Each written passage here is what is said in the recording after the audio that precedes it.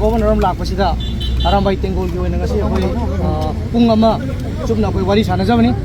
अखोई हानगुमना हान ममांगदा अखोई पिसिनजगिबा अखोई मेमोरेंडम सब मानव मेमोरेंडम असिगी जयकुमार बाला ऑनरेबल गवर्नर जो पिसिनजै हाइरिबा कइनोसी मेमोरेंडम जी मयाम लौबीबा यागनी असी अखोई मेमोरेंडम ने होरेन कइनो फोटो कापीबा यागनी अदुगा तै थोदोपा लेते अखोई मनुंगदा अंडरस्टैंडिंग खर लेनरे अदो अंडरस्टैंडिंग दो अखोई कोना मियाम दमु खंगजरे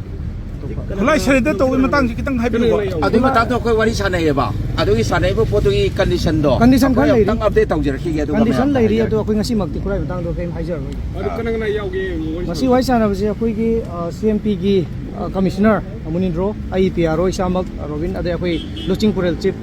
गोरोंगान कुमन अदे यूनिट 19 की कमांडर को कनो लांगोल बगा अखोई मरी उन जब गवर्नमेंट साइड की केदोबा गवर्नमेंट साइड की याउगे गवर्नमेंट साइड की थोदोपा नासु याउदे अदु गवर्नमेंट कई थाजब के ताइबिउबा गवर्नर की थाजबसी फुल पीस लानी हाबगी अदुगुंबा थाजब पिरि अदुमाय तौरगा अखोइदसु मान रिक्वेस्ट तौरीसी